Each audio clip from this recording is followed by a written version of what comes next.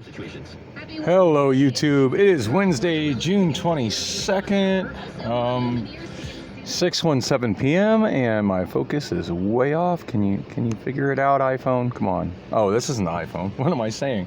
It's my Obama phone, which usually does a pretty good job of focusing. That kind of surprised me. Anyway, I am pulling out of Costco right now. So, yeah, last video got cut off. I ran out of space. That's still a thing. It's that video from yesterday morning. I think it was Tuesday morning. With I'm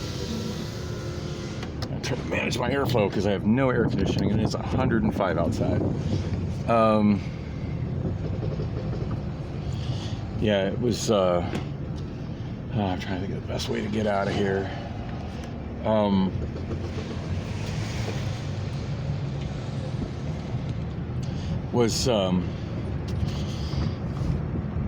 Sorry, I just got all distracted trying to think about how to manage my airflow and it being 105.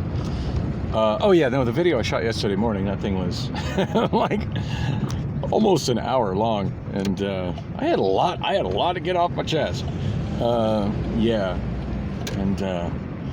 Wow, I haven't done day drinking like that in a while. I straight up had a bit of a hangover at the beginning of my shift last night. But would that be last night? Yeah, I think it was last night. I don't know. The days are really blurring together lately. I've been talking about 8-track players and VCRs and being annoyed at my girlfriend. That's a daily thing, traffic and whatnot, and I haven't really even talked about what's going on with Amazon.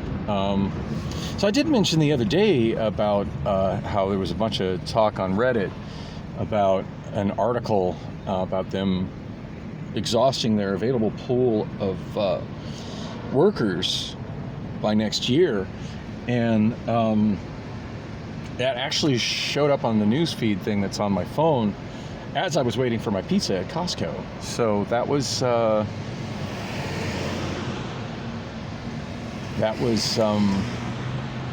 interesting. I didn't read the entire article, but I read quite a bit of it. And I've never been one of those YouTube channels where I just sit and read articles off the interwebs and give my commentary on it. But there's a lot of people that get really good views doing that, and it's not like my goal is to get views. This is just, like I said, it's a diary. But considering how directly connected I am to this particular article, yeah, she's cute. Chick panhandling is actually really, really cute. Wanted to pick up one of those. Anyway,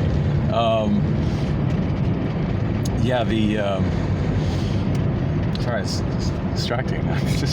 I'm just so unhappy with the situation with the so-called girlfriend at home that in the whole dead bedroom, we don't even sleep in the same bed and haven't for ages relationship that. Just every woman I see that's reasonably attractive is just like, God, that would be a better situation than what I'm in, being in her. So, which makes going to Costco a very distracting thing, because there's always some very attractive women shopping in there and some reasonably attractive women shopping in there. And there's always a handful of smoking hot women shopping in there. And granted, a good portion of them are there with their significant other, but I do see quite a few that are riding solo, and it's impressive to me that I see them out shopping, because God knows Priscilla doesn't do that. So but I digress. Anyway, I'm kind of thinking about maybe doing a video and just read that article about Amazon and give my commentary on it. So I've been kind of commenting on it because it was interesting, and I've certainly got some opinions on it. And the fact that I didn't get fired Sunday before last for nearly punching an AM in the face, I'm not sure what AM stands for. In this guy's case, asshole manager. Anyway. And on a different note, last night, very interesting night at work. So at this point, I've kind of taken the pallet guy thing to a whole nother level, since that's all I did yesterday. I mean, I was like 100% pallets, but not doing what I did before, which is being the guy that basically roams around the warehouse and picks them up and stacks them up and then brings them to the loading zone and gets them ready for the forklift driver. Now I am that forklift driver, and I want to say I'm the only one doing it, but actually the guy that I mentioned yesterday, who has a tendency to just sit on his forklift in between unloading trucks and just sit there and read books. While I was on my lunch break, Larry, the head forklift operator, he asked him to work on the wood while I was on lunch. And at first I was like, oh, I was kind of disappointed at first, because I had a pretty good grasp on it, and I had them organized in such a way where I was, loading them at a pretty good rate of speed, and I had a bunch of like neat piles that I had organized myself that were just perfect, and he loaded all my perfect piles. But so I was a little disappointed on that, but it caught me up. I would not have accomplished what I did without him doing it, and there's part of me is actually kind of glad that someone in a supervisory capacity told him, "Hey, dude, can you put the book down and actually do some work around here?" But aside from that, and really he didn't do much, because I didn't have a whole lot set up to do, and it's not like he got off his forklift and actually he didn't even do it on his forklift, he did it on my forklift. Anyway, I'm sure he logged in with his own ID, because I'm pretty sure.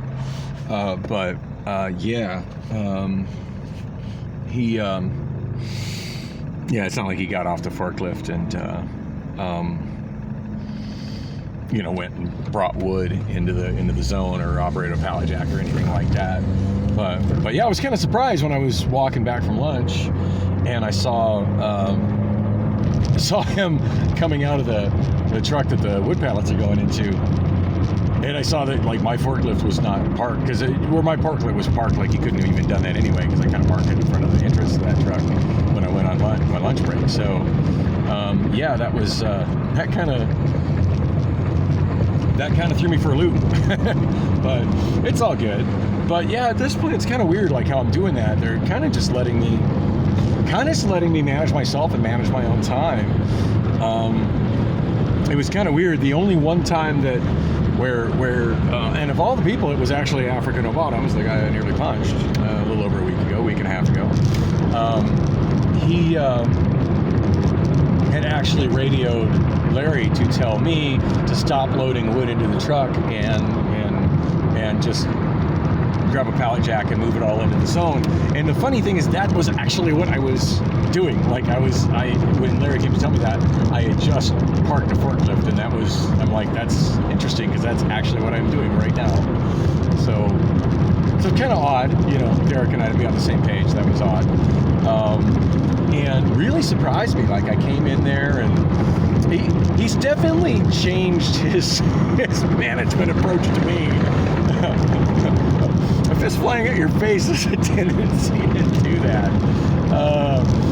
And I've heard from several coworkers that since my outburst, that several other people have been standing up to him as well. So he's trying to make changes. He's certainly been a lot better to me. He seems to be kind of cool with his jets with other people as well.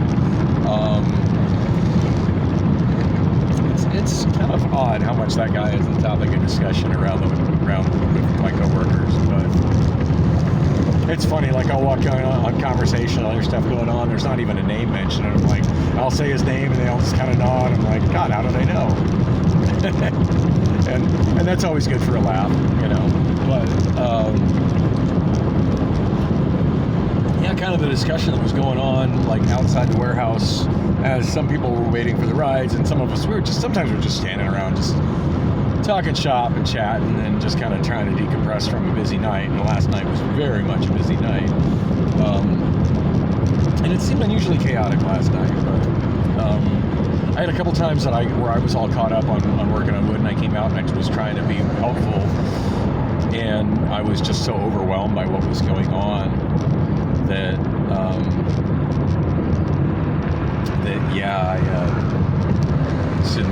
it just struck me as really chaotic, and I don't feel like my mental health was quite in the best places yesterday. I'm wondering if maybe, maybe it's time to talk to my doctor about that. I don't know. Hopefully, I can just keep my head straight without any kind of medication or anything.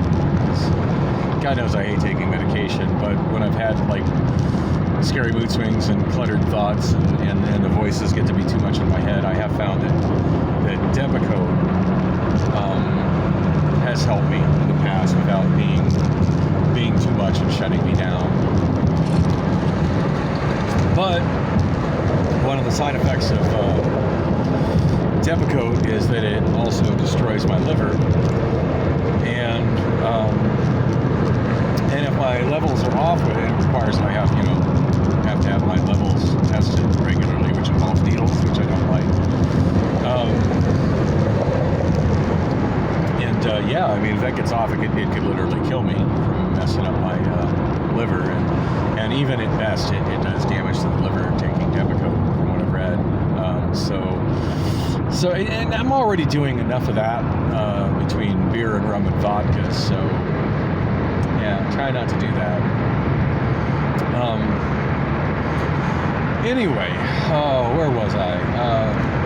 Hopefully y'all can hear me. I gotta have a couple windows cracked. It's 105 out, and I have no air conditioning right now. But hey, at least I'm not standing in the sun in 105 waiting for a bus. So that's I'm just grateful to have a car right now.